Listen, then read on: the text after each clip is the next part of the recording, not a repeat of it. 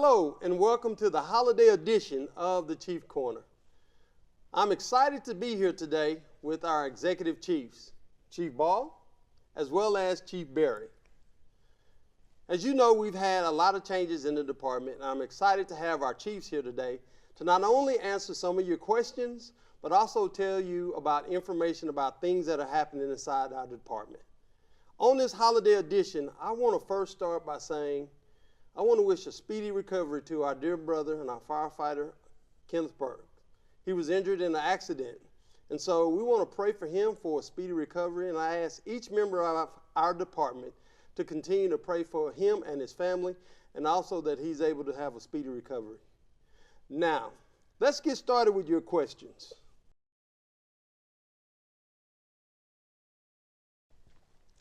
I know one of the things that we always get questions about is our bid list process.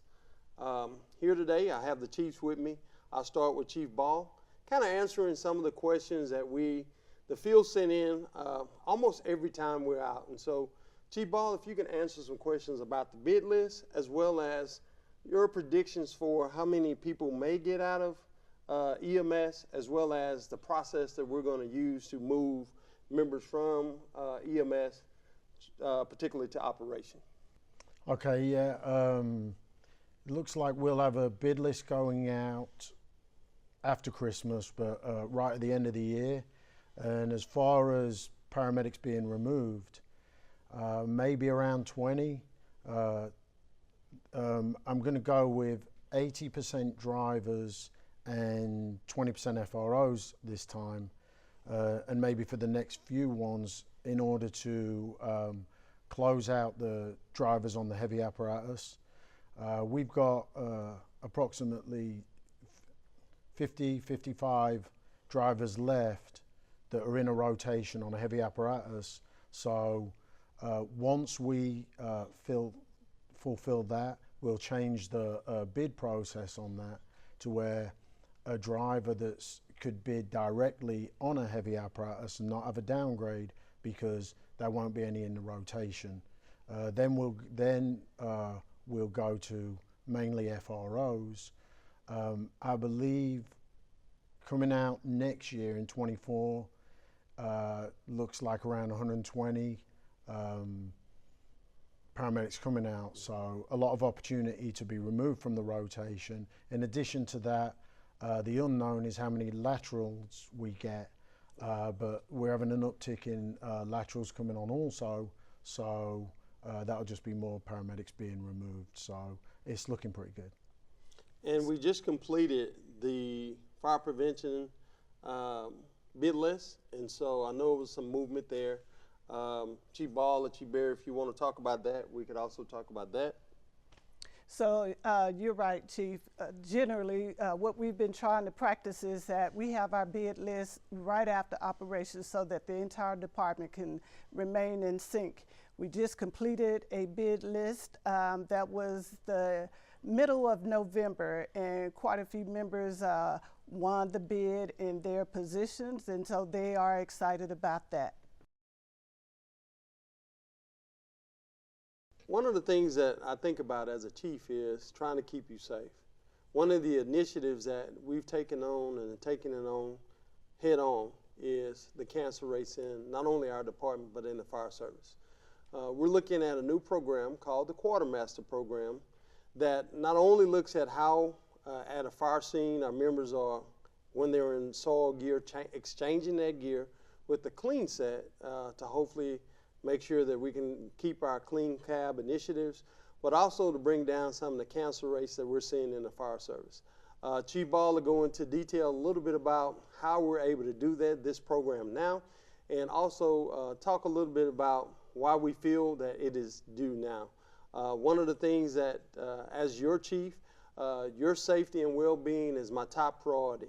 And so one team, one department is not just a theme, it's what we are and who we are.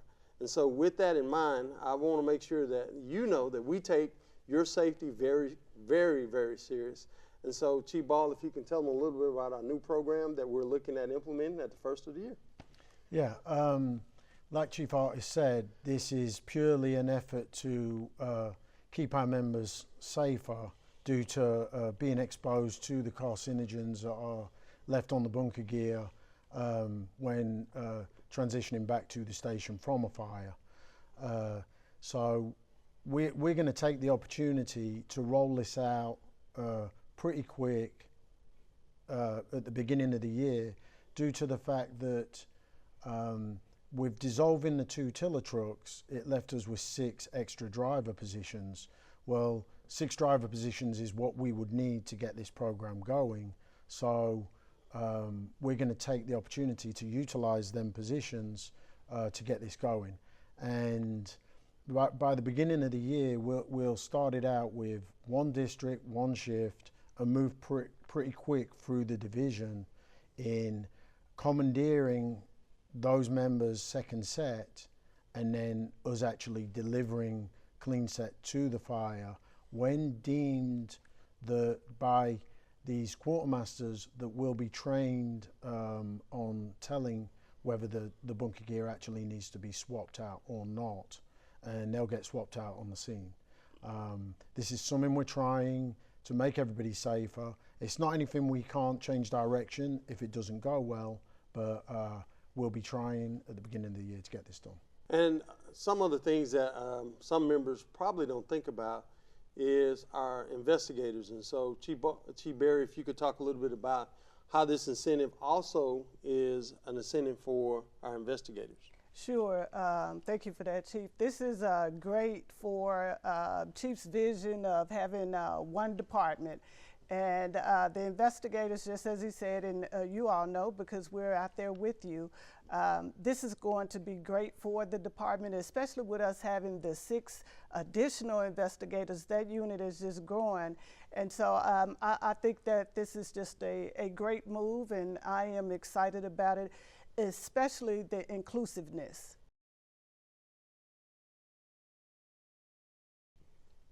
As many of you are aware about our blocker program, because of the COVID-19 pandemic, which caused a shortage in the equipment coming in on certain time frames, we had to get creative in the way that we look at this program. One of the things that we've done is through the North Texas Council of Governments, we have been able to secure 3 blocker trucks with the scorpion tail in the back. And so we're transitioning to get those 3 out to you as soon as we can. Chief Berry will give you a little bit more information about them, and then Chief Ball will tell you about the operational use of those. Thank you, Chief. You're, just as you said, we currently have the 3 blockers within our possession at the shop, and what we're waiting on is just for them to get fully outfitted, and approximately 3 weeks that should be completed. And then once we have them fully outfitted, then we're looking to put them in service, and Chief Ball will tell you a little bit about how we're going to staff them and how we're going to use them operationally, but we are excited about it. Yeah, so we've had to come up with new procedures due to the fact that we're using the Scorpions, and they don't cross lanes, they block a lane. So we solicited the station members that actually work at the stations that run the blockers for information, and then wrote the procedures accordingly. We're fully aware that the way we staff the blockers is not optimum. It's not what we'd like to see as an end product for the blocker program, but we don't have the positions for the blockers at this time.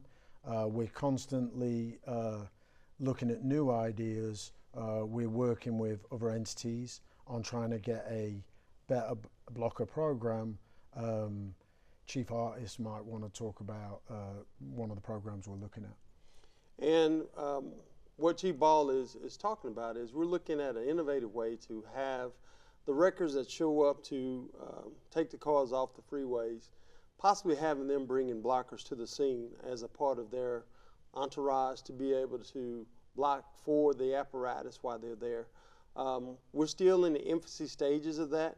We're looking at time frames that they have to be there, as well as particularly zones possibly to where they're assigned a different zone so we can have those blocker trucks in each of the different areas of the city. And so it's important that you know that we're working hard on not only just looking at our current program, but how do we expand it to make sure we can cover all the freeways in the city of Dallas.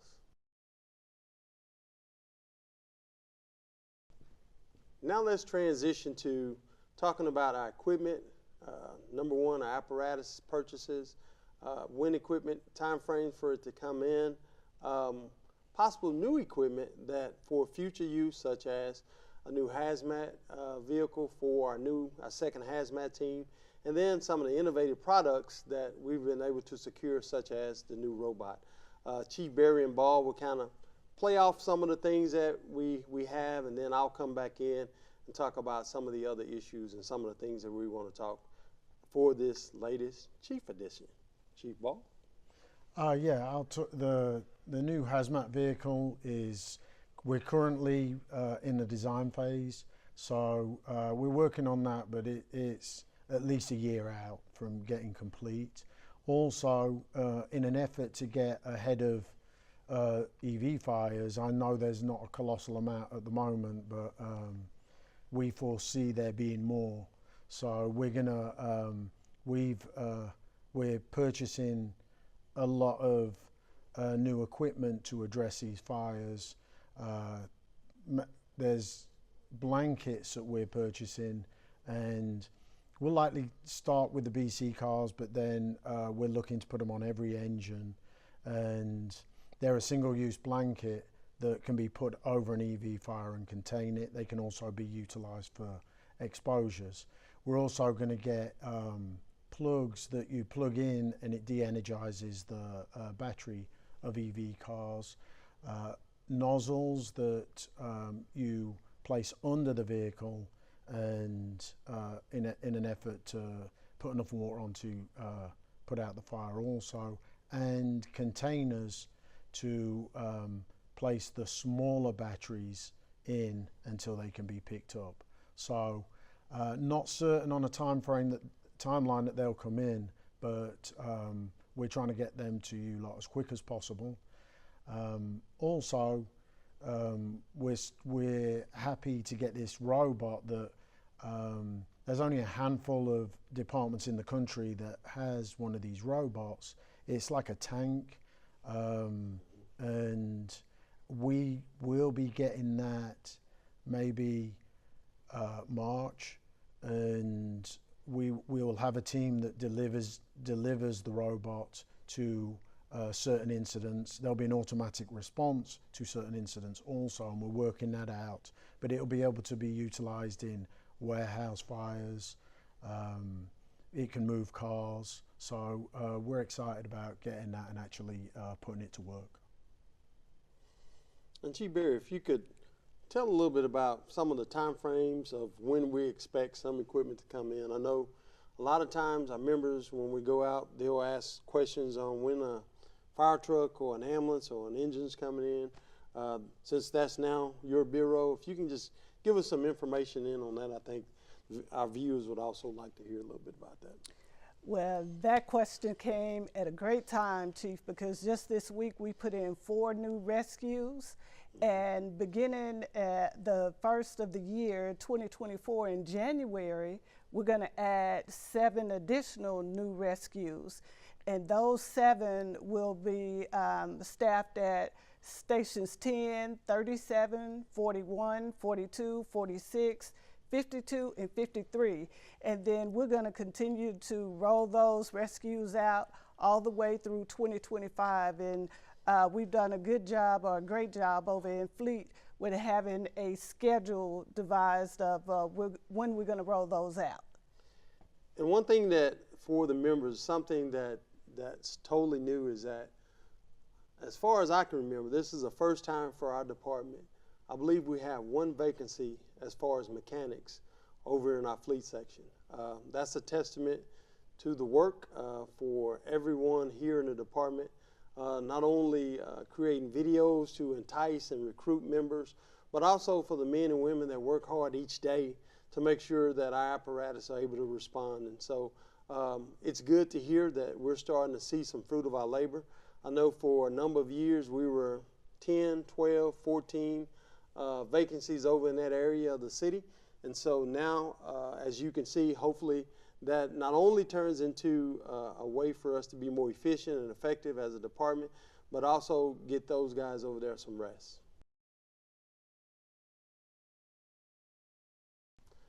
During our summer months, it's come blatantly apparent that not only are we seeing an uptick in the amount of fires in these hard-to-reach areas, one thing that you're probably not aware of is that the city of Dallas has a second or maybe the largest hardwood forest in America. And so what that means is that we have to be prepared to not only mitigate incidents in those type of terrain, but also have members that are well trained and able to make sure that we have the equipment and the personnel trained to take care of incidents that happen in that area.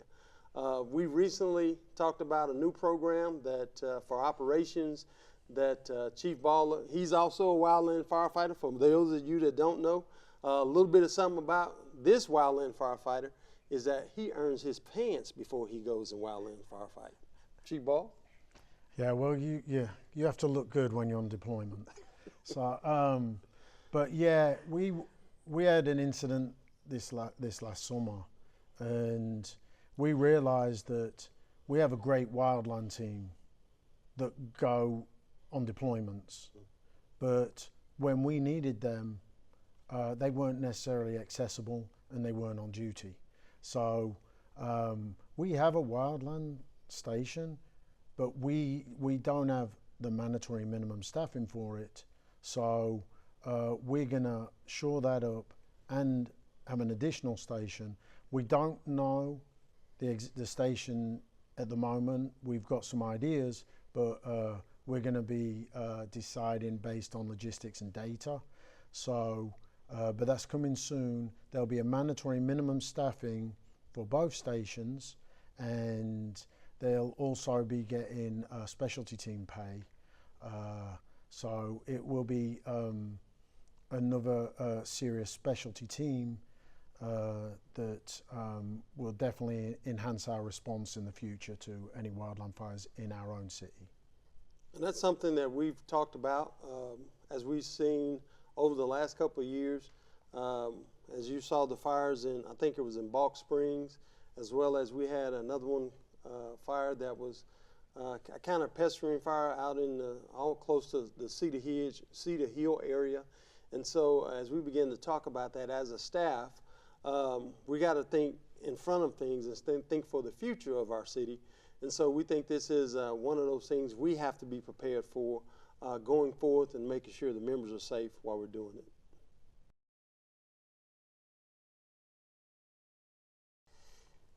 Our EMS program has really shifted a lot of its gears and is in high gear and producing great results. We did a presentation to the public safety about a month ago and showed all the great things that the men and women of Dallas Fire Rescue are doing as far as our EMS system.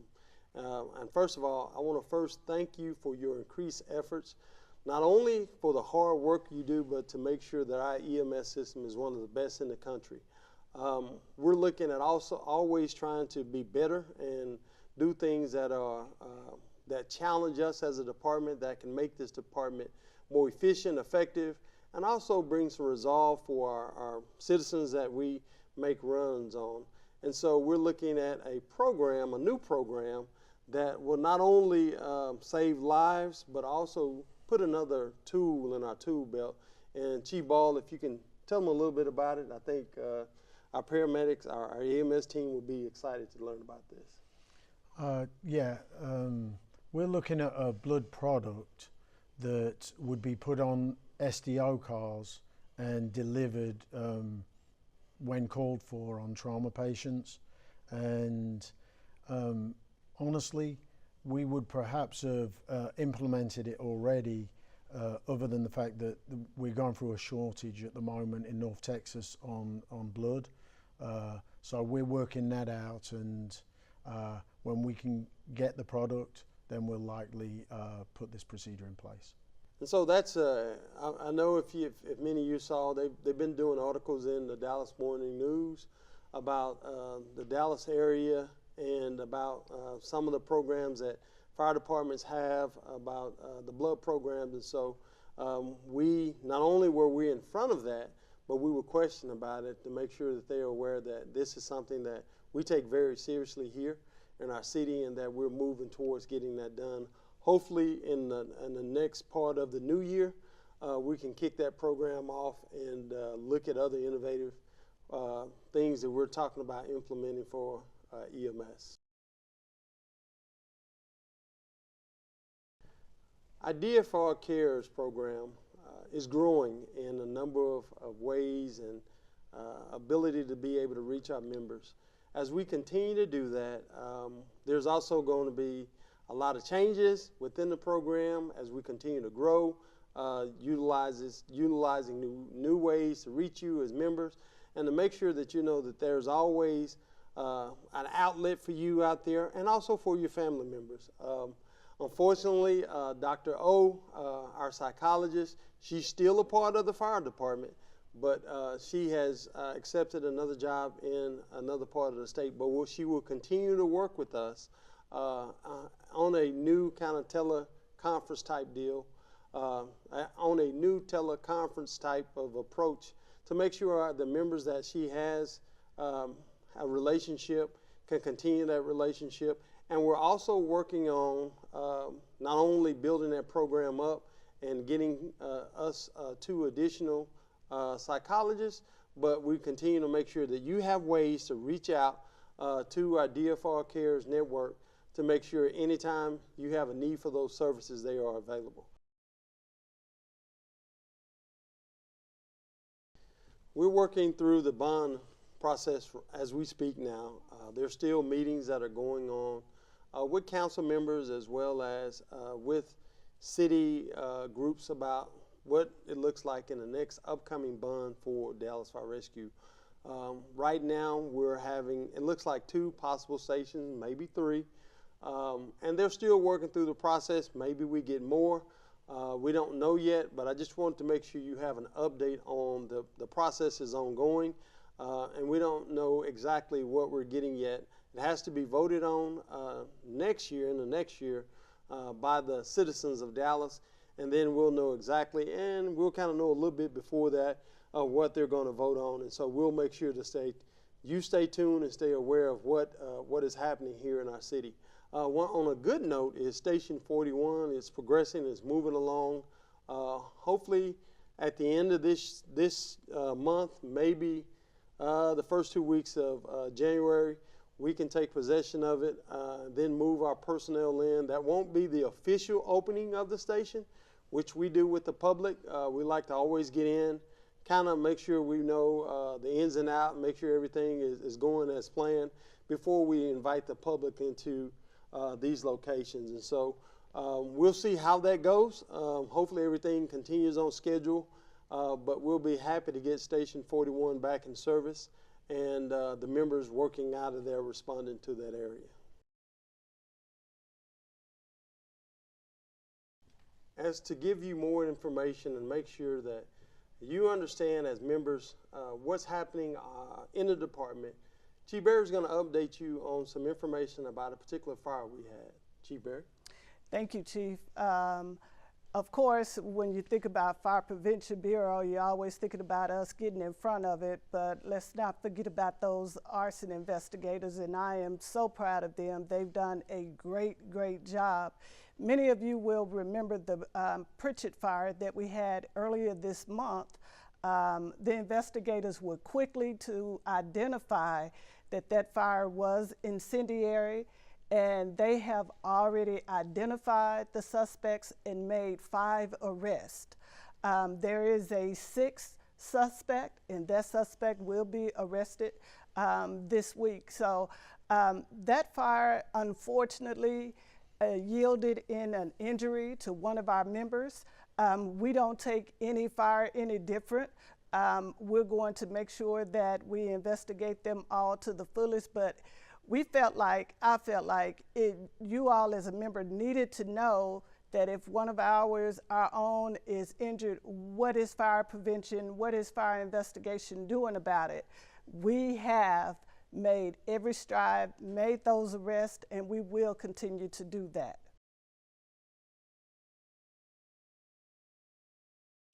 To further enhance our programs, as we talked about the wildland program, we also every year have numerous incidents in our city that require us to perform acts of rescue with our boats. And so we're looking at that program. I will toss it to Chief Ball to give you a little more information about it. Nothing has been settled in on. I just want you to be aware, because I know rumors out there that things have been settled in and that we're moving in a certain direction. Chief Ball? Thank you. Yeah, I'll address this because I know it's a concern. Rumors go around, and this is something that came our way from the field, from the Swiftwater experts, and so of course we're looking at it. It would basically do away with the boat program and have 4 Swiftwater teams, and to be honest, we couldn't tell you a yes or no at this point.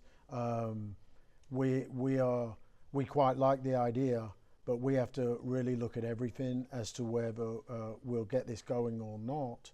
I'll say this: we really like when we get ideas like this from the field, and we greatly appreciate it because it really does give us some insight from you lot of what's going on.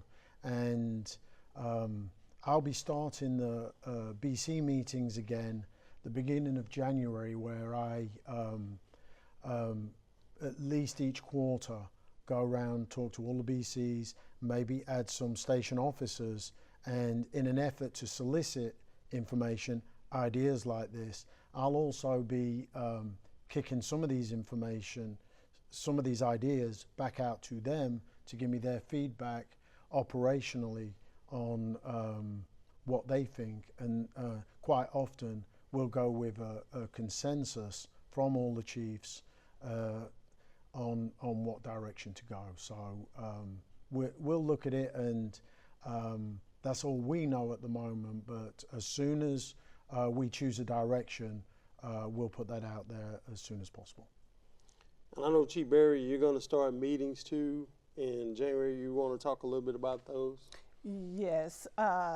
So I'm excited to start those meetings alongside Chief Ball, because oftentimes we have been just siloed to our bureaus. And so a little something that Chief Ball and Chief Artis and I have talked about is to give the opportunity for him to get in front of the Fire Prevention Bureau members, and then also provide me an opportunity to get in front of the ERB members. And so again, this is an effort to ensure that we all have just a one department mindset, and also just to get to know one another, because we don't know each other. So this is that open door that I am really looking forward to. And recently we just had our executive retreat. I felt it went very well, particularly that we made sure that executives that don't normally get to sit with each other or talk with each other were at tables with each other. And a lot of the feedback that we received is that, hey, I didn't know that about this person. I didn't know that about that person. And so I'll tell you what I told them is that we need to know each other. And I'm not saying, in a sense, you got to know everything about a person, but it helps to know them to understand the overall picture of how you can relate and communicate with each other. Another thing that I want to impress upon each member, and one of the things that the city manager has pushed out to us, is that as a member of this department, I charge you to not only do one thing this year that you've been putting off, if that's going back to school, if that's going on a vacation with your family, if that's reading a particular book, that you complete that this year. As these years go by, We always have a tendency of putting things back. But I want to make sure that you take care of yourself, keep yourself healthy, and with that, we have to know each other. My theme this year is one team, one department. I believe we function well as a team that's going in the same direction, everybody pulling in the same direction, and to know that we're all important. There's not one piece of a department that's more important than the other. We are Dallas Fire Rescue, which means we're one team and we're one department. This wraps up another Chiefs Corner, the holiday edition. I want to impress upon each and every one of you, your safety is our biggest priority. During these holidays, I ask that you, number one, take some time off, enjoy your families, get ready and energized for the new year. Also, make sure that you, not only as you are off, that you're safe. As we move into these holidays, it's important for each one of you to know that we care for you. We want to make sure that every effort is expended by us to make sure that you, number one, get what you need, make sure that you know your safety is our biggest priority, and that as a department, we're moving forward. DFR is on the move. We're getting calls about so many positive things that we're doing as a department. We may have some new information on chiefs in the department becoming chiefs, and so as you know, that's big. And as other departments reach out and grab our members to become chiefs, that just tells about how the country feels about our department. And so I'm so excited to be your chief. I know the chiefs, we talk about members daily. At nighttime, we're texting each other. And so it's important that you know that we take it very seriously, being on this platform and represent you. And we want to make sure that everything we do is for the betterment of this department. Again, remember, one team, one department, DFR. Happy holidays and see you next year.